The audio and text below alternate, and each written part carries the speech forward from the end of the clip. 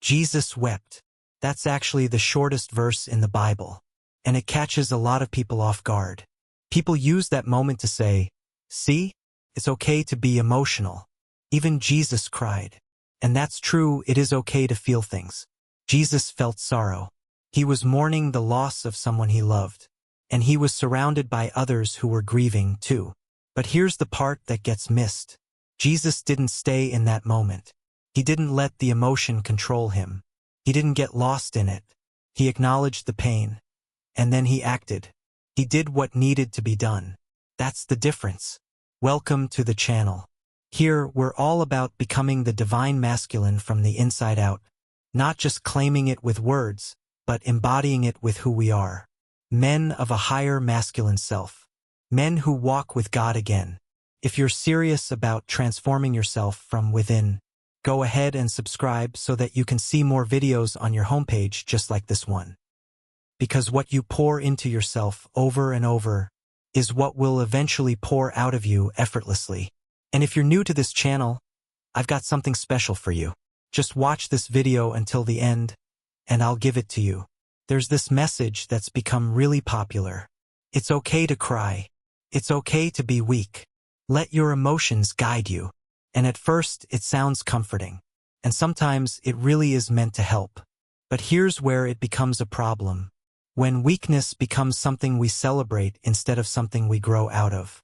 There's a difference between feeling something and being ruled by it. There's a difference between acknowledging sadness and staying in it. Just like there's a difference between being tired and choosing to quit. Emotions are human. They're not bad, but they're not meant to lead you, because feelings change.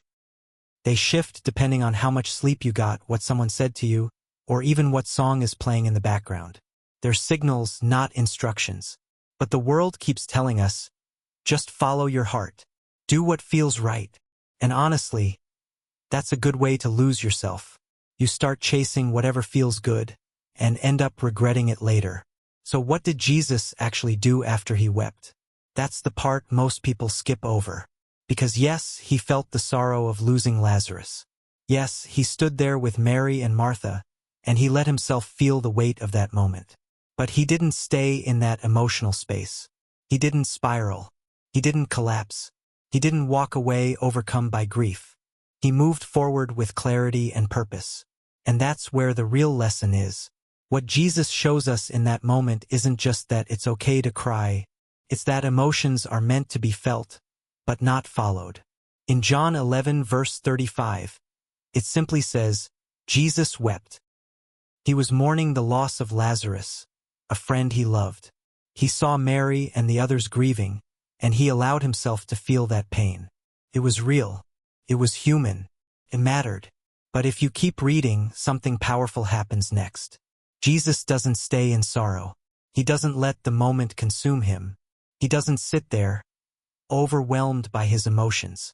Instead, he steps forward and raises Lazarus from the dead. He takes action.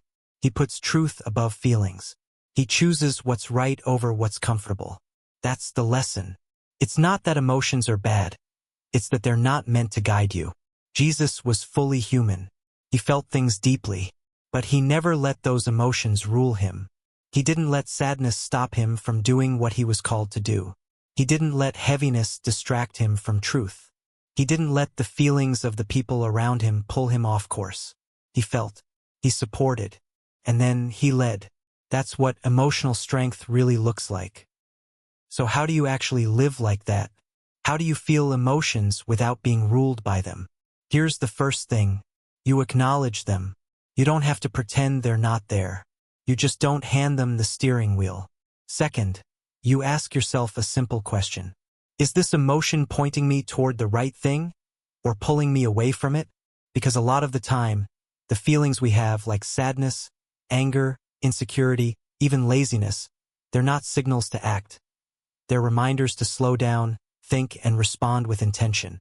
And sometimes, honestly, you have to rebuke your emotions. Like when you feel like giving up on something that matters. Or when your mind is telling you, just stay comfortable. You can do it tomorrow. Or when you feel anxious, and the temptation is to shut down or run away.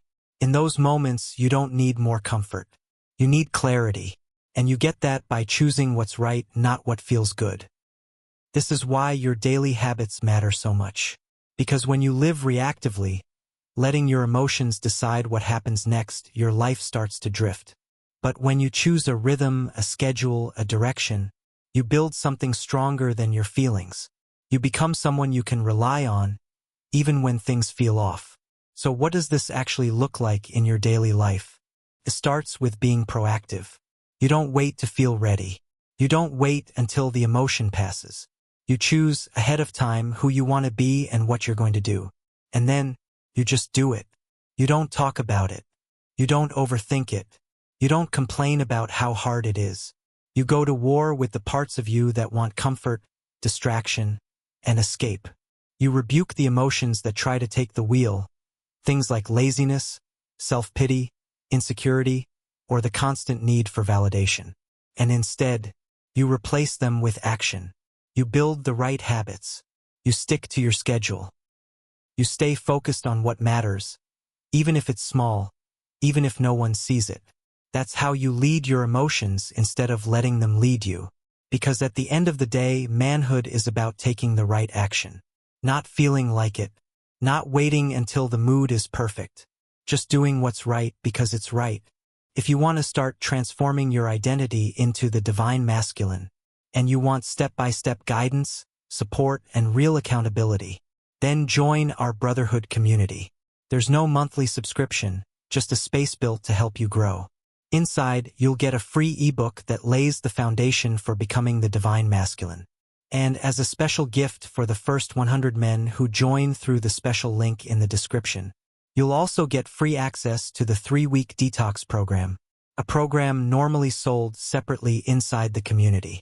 This detox is designed to help you fully detach from your wrong habits, reset your mind, and give direction to your masculinity. If you want to transform your life, and you want a place where you can grow alongside other men on the same path, join us. We're building something real, and you're invited.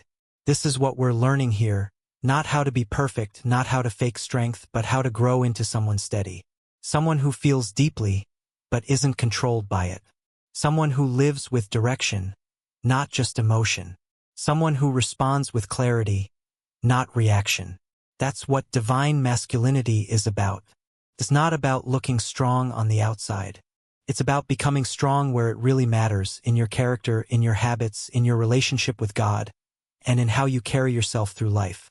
If you've made it this far, it means something in you is hungry for that. And this channel, this movement, it's here to help you build it.